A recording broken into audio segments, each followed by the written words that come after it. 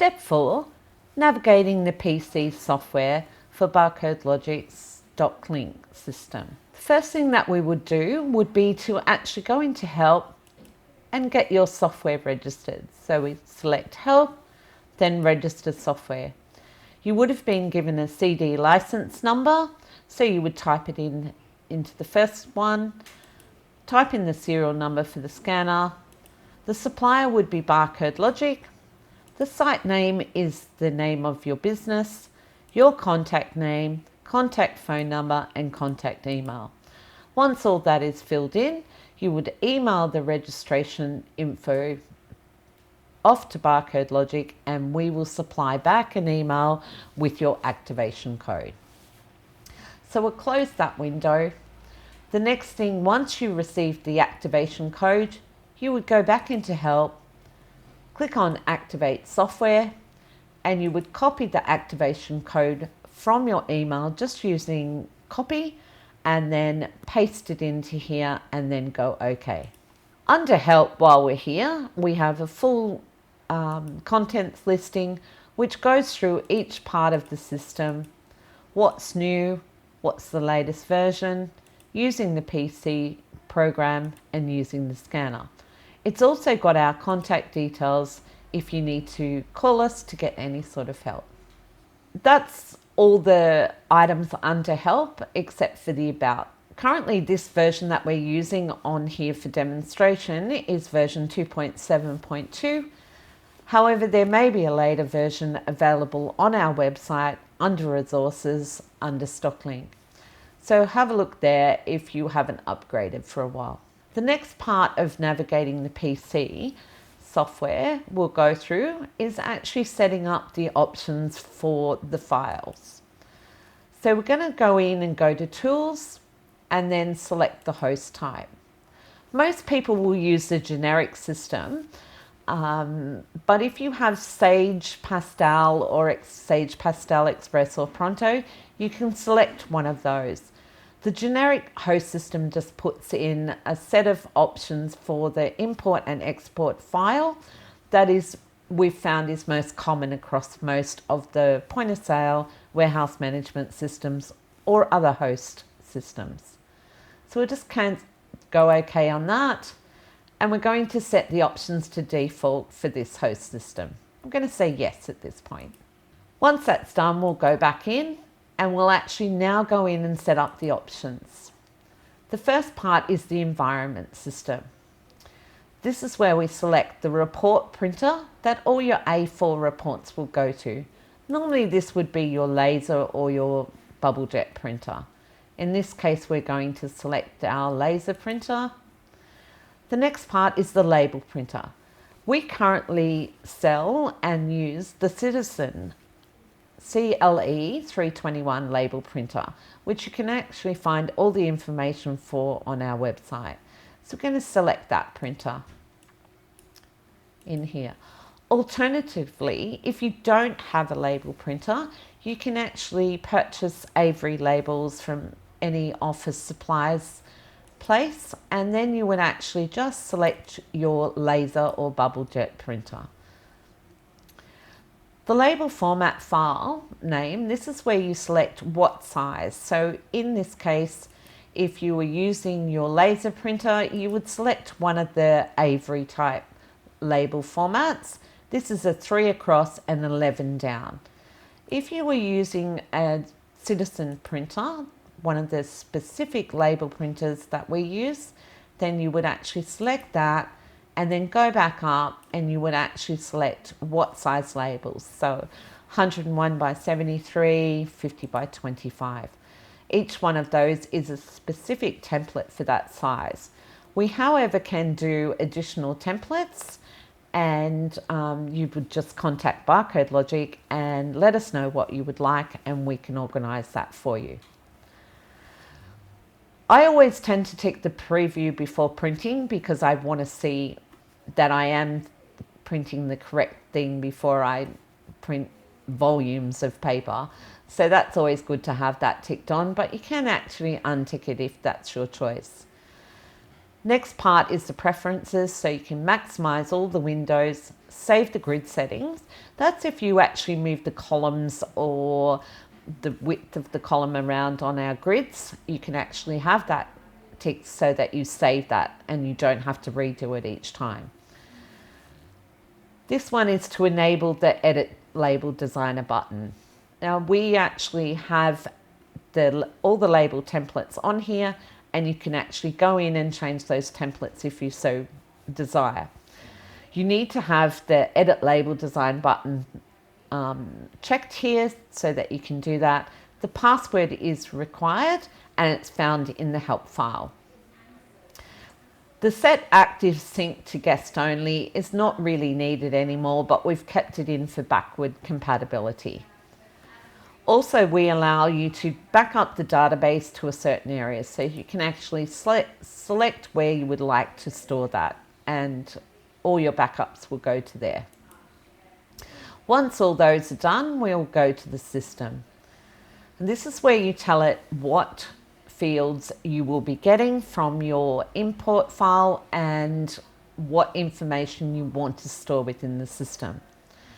So we're just going to have a look at what we've got here. So we've got an item code, barcode. These are the default ones that we did for the generic system. I'm going to use this sample file here, which is just a file that we've exported out of MYOB. So what we're going to do is say, these are the column names. You always bring out the column name. It makes it easier when you're exporting a file. So the first one that we're going to do is we're going to call it exactly the same as what's on here. So we're going to say the barcode. We're going to turn off that because we only have one.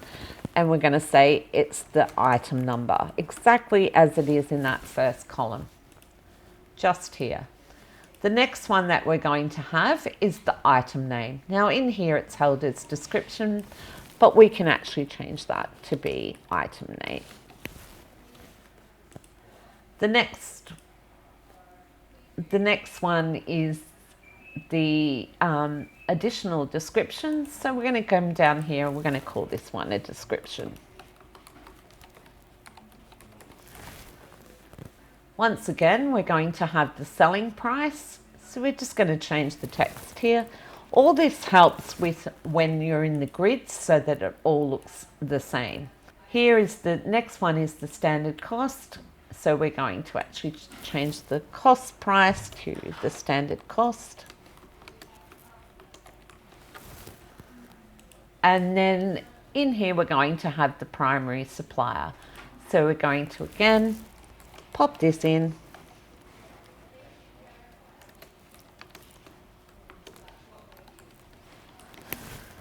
The things that we don't need that we're not bringing across in this particular file, but that you could have in your file would be stock on hand, serialized flag, and other information. You could have additional information. We allow up to 8 user data fields. So there might be other things that you would want to bring across that are in your file. But in this example, we're just bringing in these.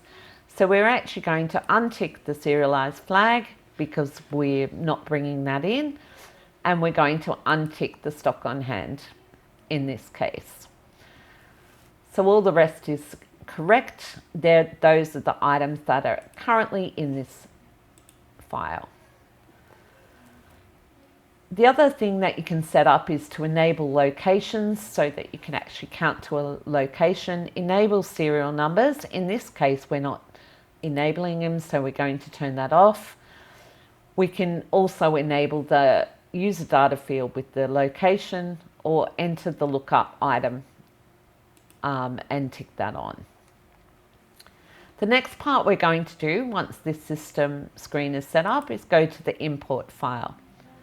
We're going to tick all the things that we want to bring in, and this is where we tell it where in the file each one of these is.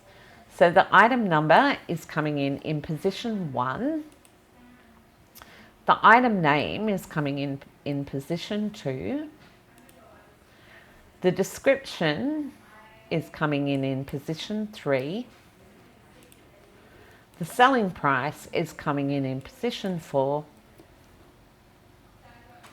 standard cost in 5, and the primary supplier in 6. So you can actually see that these are the columns which are linked to the order of the columns of your text file that's coming in. We're telling it here that the import that has a header record, which is this up here, which is a standard headed record, and then it's delimited by the comma, which is there. Other things that your file may be delimited by are a tab, a pipe, or none. They're a fixed length. So once we've done that, that is correct, we can actually tell it where the file sits. So in this case, we're going to go here. I've got a file that I've done, the one that we've got open. So we're going to go and grab that. So we're going to set it to StockLink. And it doesn't really matter because it will actually bring up the file dialog. So that's all ready to go. The last thing we want to do in the options is to go and set up what we want to export. We're going to send the export straight back to where we've bought the import from. It's always easier to do that, so then they're all together.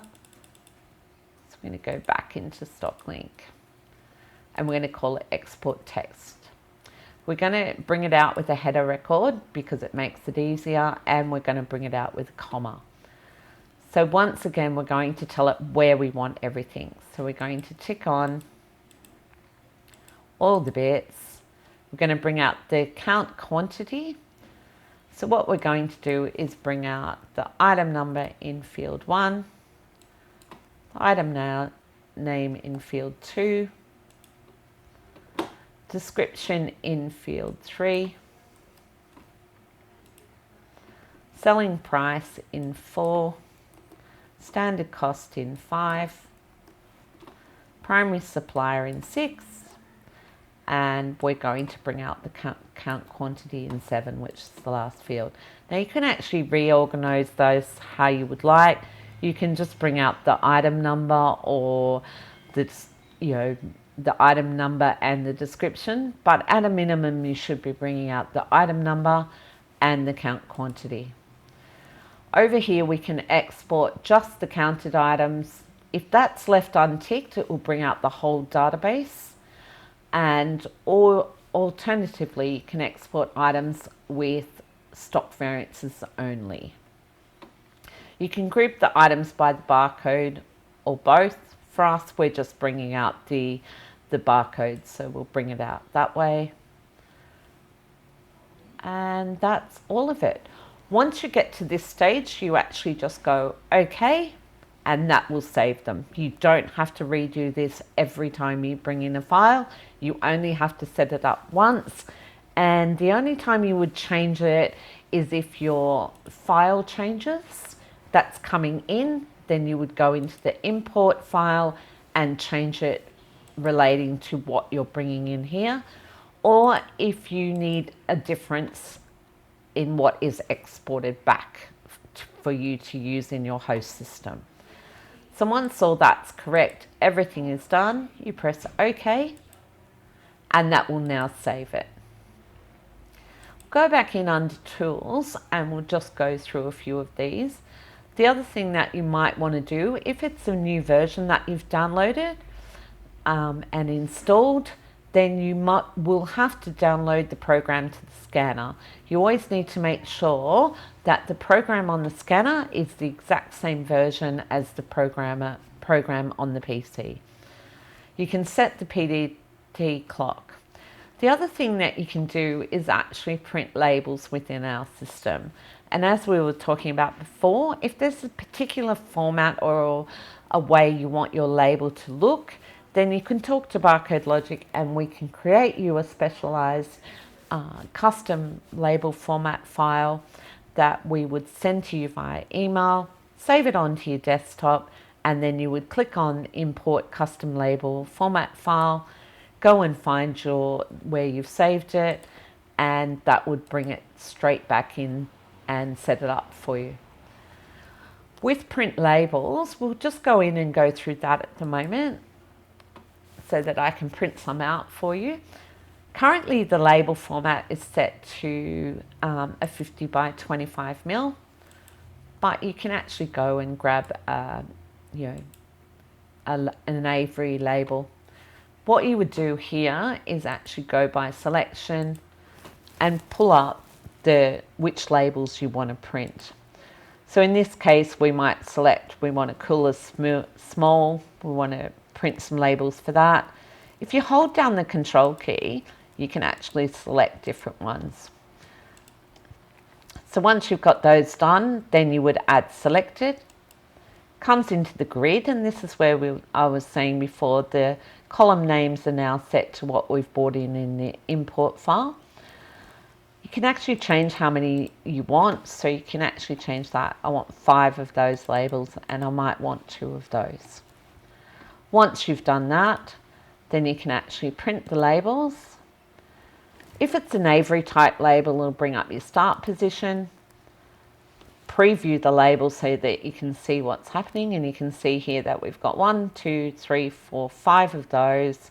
One of the ones that we only selected 1 for, and 2 of those.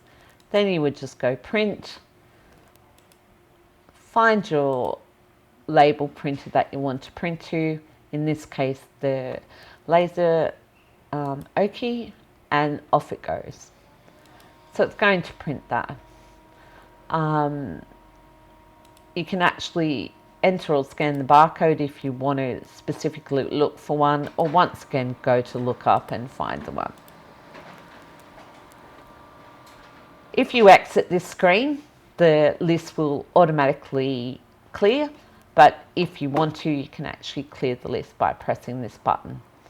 We talked about the edit label design before. Each one of our label templates is designable or customizable. So you go in here and you would change what you need to do. You can add other information to the label and move stuff around if need be. Once again, that's something that we're happy to do for you if you need that done. And the last thing you can do is on the scanner, you can actually scan it, but we'll go through that part. But once you've scanned the labels out in the warehouse that you want to reprint, then you would just import from the scanner. So close out of there, go back into tools. If you are a company that's got several locations, you may want to have a database for each location. So this is where you can actually copy the current database file to a new one, or select a database, depending which one you want to be using. So at the moment it will bring up and show you the current database, and then you could actually, if you've got a different database, go and select the one that you want to be working in at this time. The other part that we have is to actually allow you to compact and repair the current database. So we're going to just go through there, and it's just if the database gets out of step, it's always handy to have the ability to compact and repair it. So that's all the information under tools.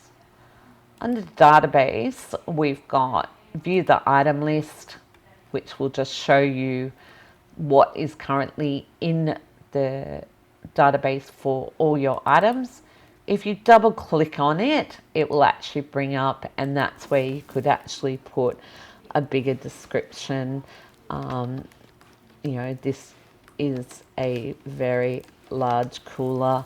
Do anything like that to add information into there. Just be aware that if this is coming out of your host system, you might not want to change it because it will override it on when it's exported. The other thing that you can see in here, you can actually, if it's a large large database, then you can actually just do a search, which makes it quite easy to find through here by using a filter. All these are also, each one of the columns, if you click on it, it will actually sort it.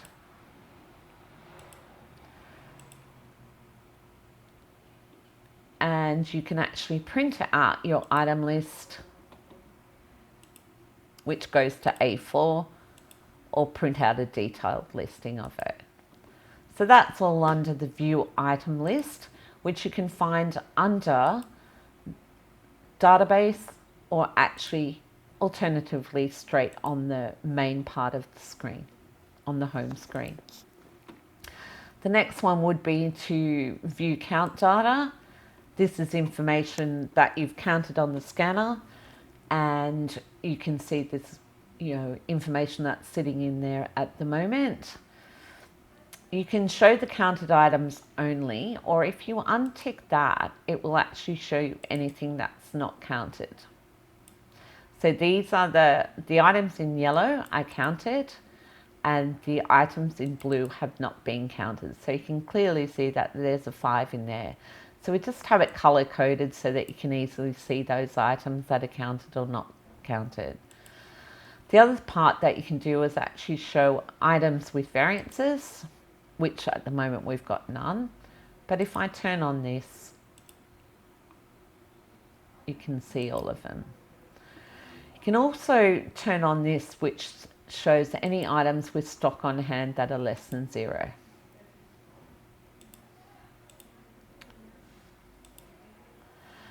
As it's a standalone system, you also have the ability to add new items. So you can enter or scan a barcode. So we're just going to put in something like 45454545.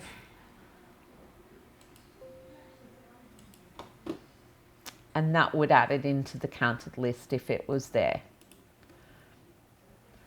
The next part that we're going to do is to view count data by location. So this is where, if you were counting and enabling locations, it would actually have all the locations down there, and you could select which one, and it would show you those items by that location. Go back to database again.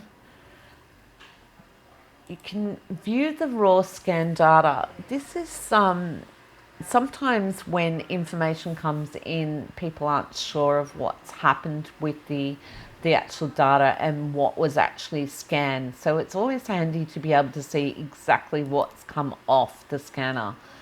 And this is what has come off. It's come off scanner number 1. If you have multiple scanners, you can actually, on the options, tell it what scanner number it is, what location it was scanned in, the date and time, the item number, and how many were counted. It really is quite handy sometimes if something's not quite coming across like you were expecting it to be, that you can go back and check what physically records came off the scanner and what time everything was done.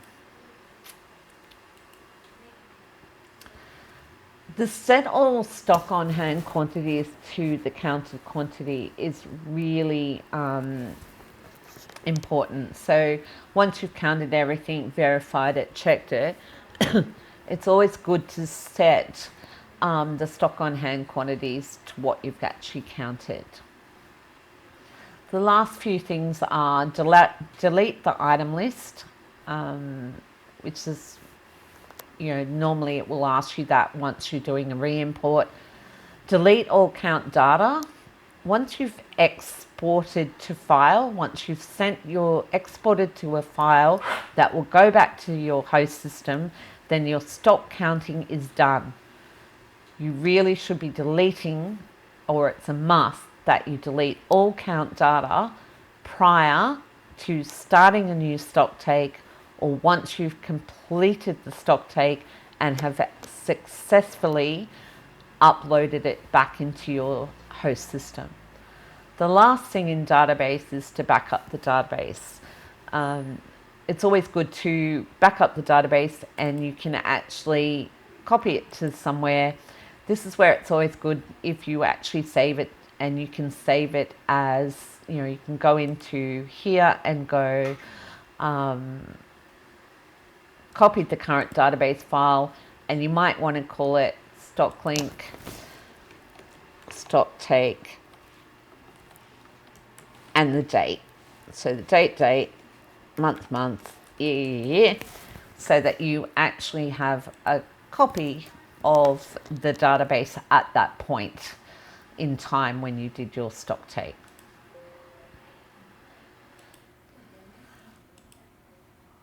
And that's all of the functions that are under the database menu. Under File, this is where we have the import items from File. A lot of these items that are under Database and File are also as big buttons on here. So we're going to do it from here. We're going to import the items from File. So we've set up the options. We know what the import file looks like. So the first thing we'll do is import the items. It'll come up with the import item data from file window. You actually click on import item file again. It will ask you the questions. Delete all items from the database first. In this case, we want to say yes. Are you sure you want to delete all items from the database first? We're going to say yes again, and it's deleted. It then will bring up the directory that we set earlier in the options for where the import file will be sitting, and we're going to select the sample MYOB. It will actually bring it in. There's only 38 records in here, so it's really super quick. We'll actually tell you when it was imported, how many records were added.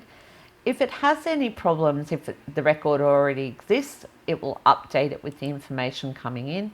It will tell you if there's any invalid, rejected, duplicate item or barcodes, and any other database errors. It's always handy if you actually have an error come up to actually print off that and have a look at what might be going on there. So once that's done, you close the window and close again. You can then go and check that it's all come through and it looks fairly good. The next thing that you would do before you start counting your stock would be to download your item list to the scanner. So you make sure that your scanner is turned on. It will make a happy sound saying that it's connected. You can always check in your mobile device center to see if it's actually connected. And then you would download your item list to the scanner.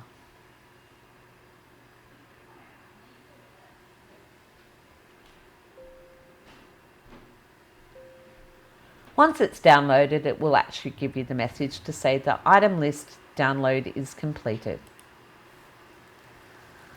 It's always really easy on this home screen for StockLink. Anything above this arrow, so with your PC, you've got an arrow going across to the scanner. Anything above it means that the information is flowing from the PC to the scanner. Then you've got an arrow coming from the scanner back to the PC image. Anything below that means that the information is coming from the scanner back to the PC. So the most important things are to make sure that you've imported your items from your file, from your host system. Always check to see that the item list is correct and download your item list to the scanner. The other part that we have is the stock in, stock out, and these items underneath here. They are specifically related to once we have done counting on the scanner, and that will be covered in the next step.